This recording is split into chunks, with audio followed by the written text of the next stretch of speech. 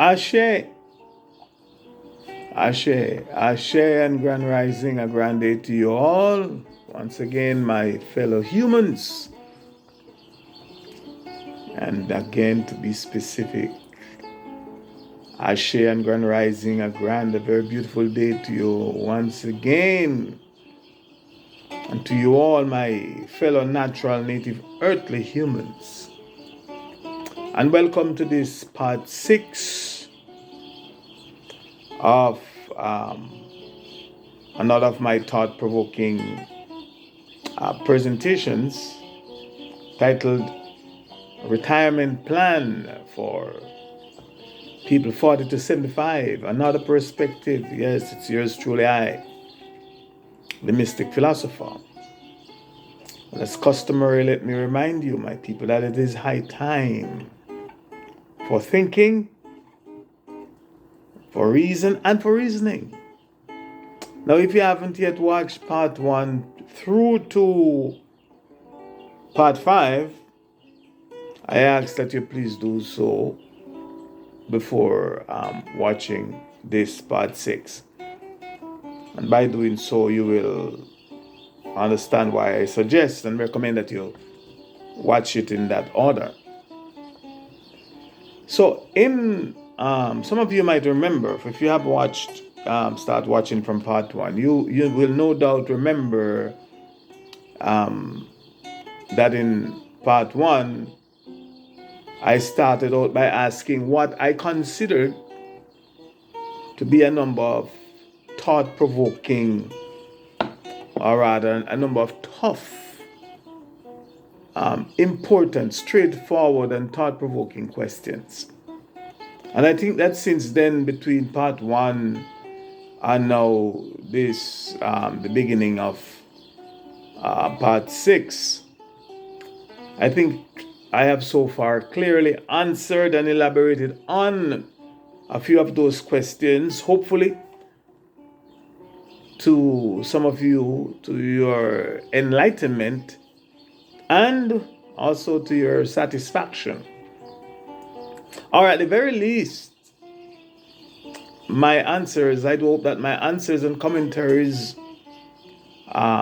might have provoked you to be thinking about a few things concerning retirement that you might have, that you might not have known, or you might not have otherwise, or you might have otherwise taken for granted.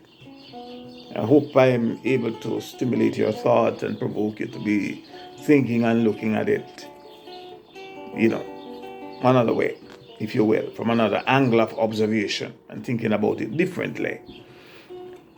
In my last talk in part 5, I spent a lot of time, you might remember, I spent a lot of time sharing with you, as I had promised, some of the most well-known types of retirement plans that I became aware of,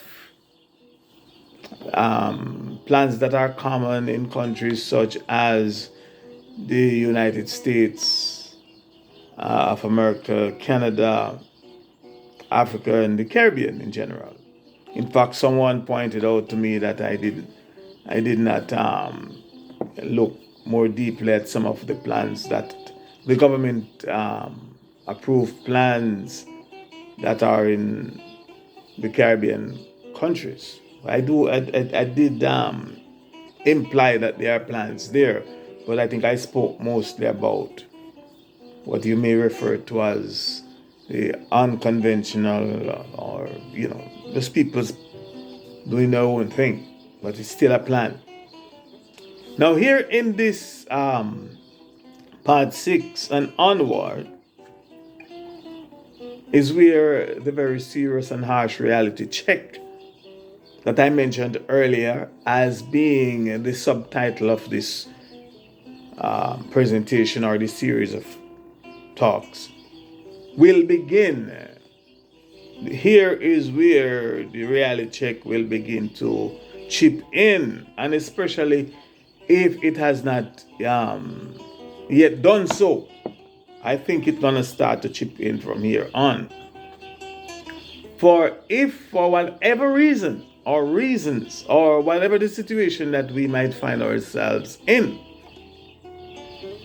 and after listening to all the retirement plans, be they governmental, conventional, traditional, cultural, or innovational, I make up that one, innovate from the word innovation, being innovative and creative. Innovational, you name it or you name them. That all those that I've shared with you in part 5, and we came to the very sad reality that we are between age 40 to age 75, and we do not have any of those plans or any plan, not even one of those plans. Then here again, I must repeat that our corner is dark. If having listened to that and we realize and be true to ourselves that we really have none of those plans mentioned there, then as the saying goes, our corner dark. My mom and the Jamaican colloquial saying would be, dog, yam your supper. It doesn't mean anything that good. It means bleak. The rest of our life will be bleak and very distressful. And like it or not, that is a reality. You have no family plan. None mentioned, whatever. The truth be told, and from my perspective, no one, including myself, should just be talking or learning about retirement and retirement plans and their importance in our 40s, 50s, 60s, and beyond. This is not the time we should be talking about that, in all honesty, from my perspective. That is way, when you're 40, 50, 60, that is, from my perspective, way too late in the game. And that's the truth. Retirement and retirement plans should have been taught to us in our earliest childhood days. If not from the day or the night that we were born, we should be, the lesson or the message, should be taught to us from way back then, earliest possible days. That's my perspective. In fact, and from my perspective, from the day a child learns to talk and start put words together to make sentences and start asking intelligent questions, the first lesson that he or she should be taught is that of retirement. He or she should be taught what is retirement from the earliest possible days of our lives. He or she should be taught what is retirement and also what is a retirement plan, and why it is imperative that he or she begin to plan for the end goal. And what is the end goal? It's also called retirement. As I have defined between part 1 to now part 5 into part 6. In all my earlier presentations, I dealt very exhaustively with what is retirement and what is a plan. You remember, that's why I asked that you please, you just bump into this video. I suggest that you please go back to my channel and watch from part 1 to part 6, or to part 5 now into part 6, and you'll get a better understanding and understanding of it. So, from his or her earliest days, a child should be taught that he or she is going to grow up and become like a flower. Yes, a flower, or like a rose, and flourishing and become like a flourishing rose. Yes, a child should be taught that she or she will become young, charmingly beautiful, or if you prefer, charmingly handsome if it's a male child, physically and mentally strong, He or she should be taught that he or she will become alert and seemingly invincible. When you're young and youth busting head, you feel like, man, you're invincible. At which time or age he or she will be of the greatest value to our slave masters and our slave mistresses. In fact, to the system and its exploits. That's the time we are of the greatest value to them. A child should be taught that. That's now I come to this realization. And it's labor force. When you're young and in your prime, that's when you're the greatest asset to what? The labor force, aka its workforce. I mentioned that, or its forced labor. He or she should be taught that. Then he or she is going to max out. A child should be taught at the earliest possible days that yes, all this, you're gonna grow, you're gonna max out, meaning you're gonna reach, a child gonna reach his or her peak. We all gonna reach our, well, my past my peak like that. Our middle-aged child should be taught that. From the young age, you're gonna reach middle age. He should be taught that then he or she will begin to what? Fall off what I refer to as the bell curve. You remember that bell curve in math? In the center, then it curved. You're gonna start to fall off. It happened. And what time is that? That is what we call middle age. Then the child should be taught that he or she will begin to fall off the bell curve, and over time he or she is going to grow old. He or she is going to grow weak. Possibly he or she will get sick. And then what? Wither, if not just waste away. A child should be taught that. He or she should be taught that possible one way or another, he or she is going to suffer. Yes, that's the reality. One way or another, he or she is going to suffer and experience some form of suffering for some time. That's part of life. Hopefully not for a long time or a prolonged time. And then the inevitable, which is what? Death. He or she will die. Not that he or she may die, but that he or she will die. Or must die. That's a reality. However, we may believe and conceive the thing called death to be. However, we may want to interpret it, transition, whatever. But it's not going to happen. You're going to go and complete a cycle. And while on the point of suffering, because this word suffering, this is a word that can and a word that does evoke great fear and terror in the hearts and minds of most people today. People don't hear about suffering of any form. He or she should be taught, but a child, we should be taught at our earliest days. And now let me look back now. A child should be taught, from my perspective, at the very earliest possible age, what is known as the Four Noble Truths of life. The Four Noble Truths of life that were and are handed down to us melanated people, aka African people, from our source and through our most honorable ancestors' spiritual practices, and are today these same Four Noble Truths that are today associated with Buddha and the religion, or more correctly, because it's not necessarily religion, but those that are in the know, you understand what I'm saying, but I would prefer say the spiritual practice associated with the spiritual practices,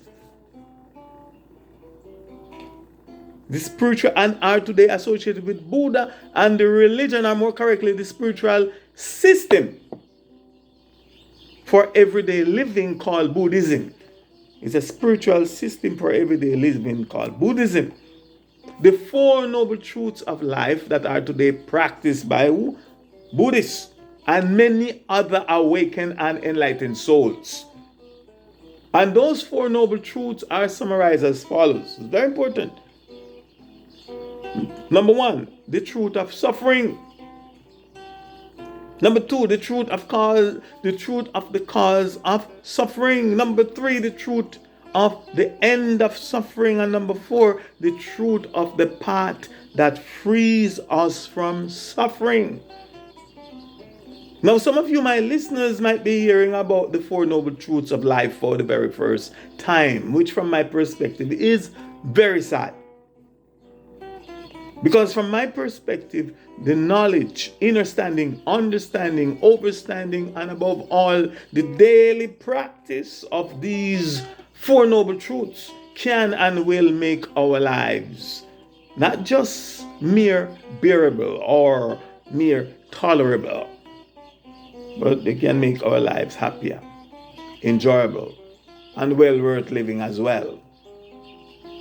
From my perspective, and at a much deeper level, one cannot successfully and effectively plan for retirement or live happily ever after without knowing and practicing the Four Noble Truths, or those Four Noble Truths. And this too is a topic in and by itself, so please stay tuned.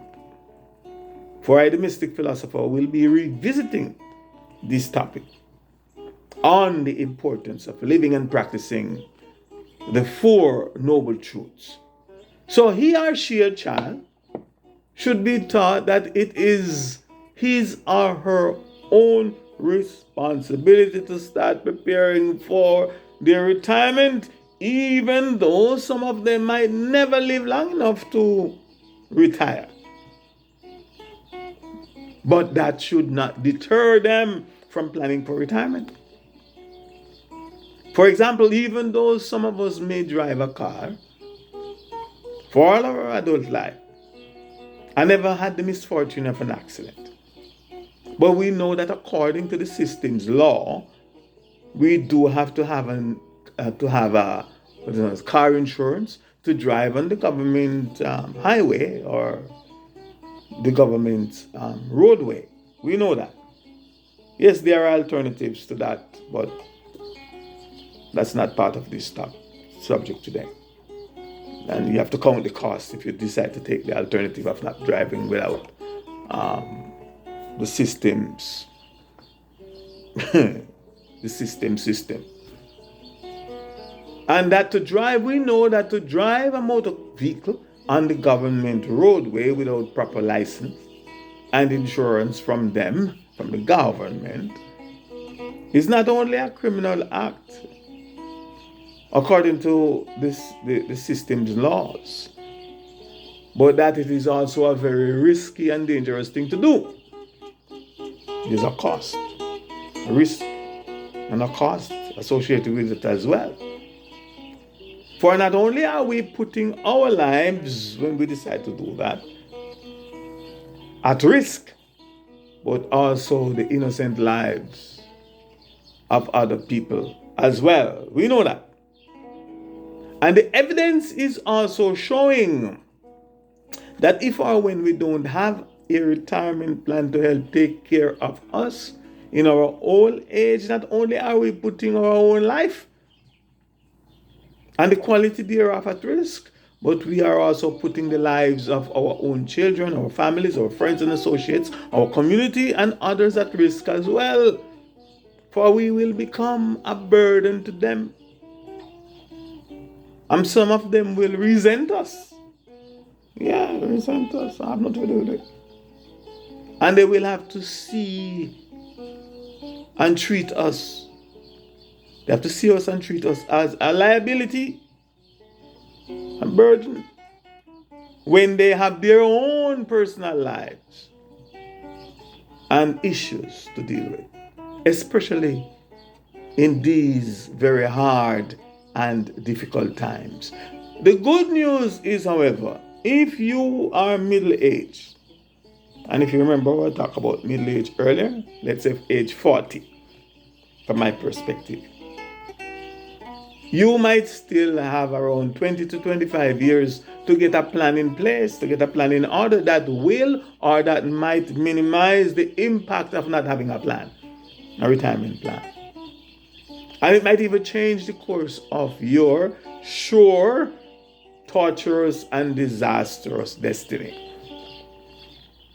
But if you are age 60 to 65, not to mention 60 to 75 like myself, and beyond, and you have no plan in order or no plan in place, you have none of the aforementioned plans or survival income mentioned in part 5, when I share with you all the different plans that are available in North America and elsewhere. If you have none of them active or in place, and you have no form of guaranteed source of retirement income, then even the most generous, the most compassionate AI system, artificial intelligence system, because everybody's going to AI and the bot or whatever now to get answers. So even the most, from my perspective, even the most compassionate AI system will tell you or tell us the truth that you are pretty much doomed. And for your information, doom is my euphemistic way of saying the adjective that begins with F and end with the suffix ed. Fill in the blank. It will, the AI system will forecast for you or for us and tell us that from now on, our life ain't going to be lived happily ever after.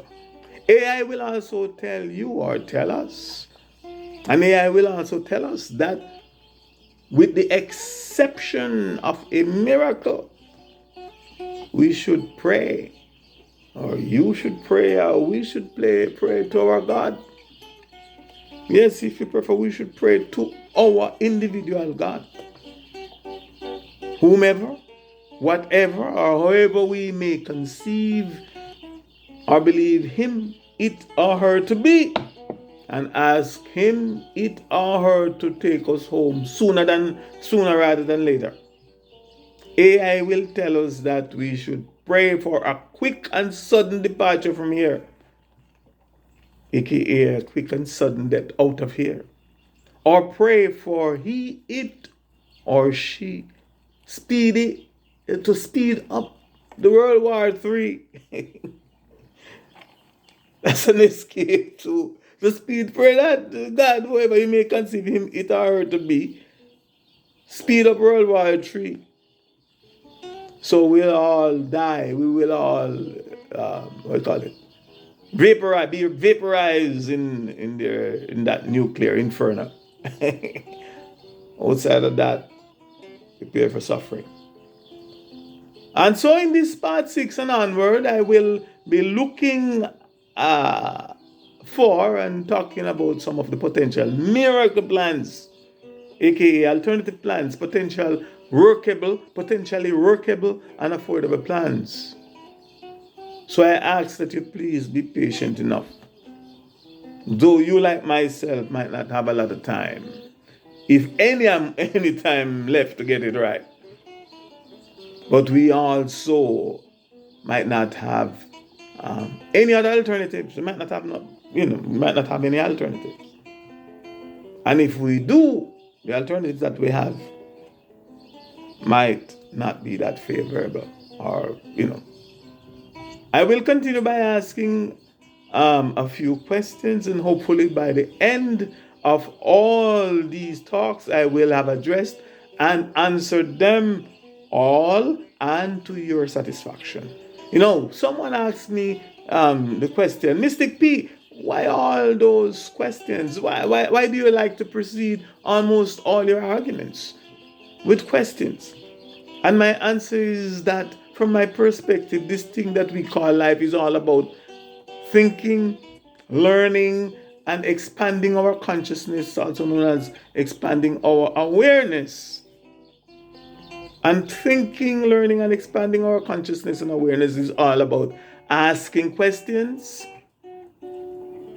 And it goes without saying that if we are not asking life questions, we are not sentient or alive, and nor are we learning and expanding our consciousness, aka our awareness. And the answers that we receive from life and our life source are also more and more questions.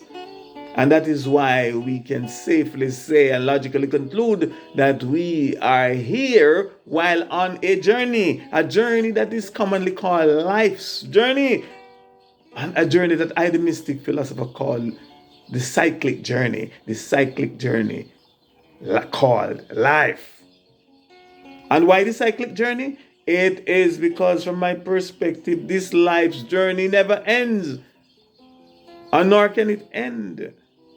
For at the end of any and every journey is the beginning of another journey, just as the end of every cycle is the beginning of another cycle. Thus, world without end and life everlasting. And so, with this knowledge, understanding, and overstanding, we can also logically conclude that retirement and the big and being put out to pasture, at the end of which we so-called die, does not mean the end of life, aka the end of the journey. It is or it will be the beginning of something new, but that is another topic, another subject for another time. So please, I ask that you stay tuned. I'm just noticing that I've run out of time. I run out of time, the time allotted for this segment, and thus this is the end of part 5. Is part 5? Part 6 actually. This is the end of part 6. So please join me in part 7 for the continuation of Retirement Plan for People 40 to 75, Another Perspective, the Mystic Philosopher, where and when I will address and answer question 3 from my list of questions, namely, what are some of the traditional and common types of retirement plans, and alternatives to them if you don't have one. Just stay tuned. I have a lot to say. In the meantime and between time, in your becoming, my dear beloved people, I will that you be more and more and much, much more, and not less, aka blessed. For I am the Mystic Philosopher. Ashe, Ashe, Ashe, I say.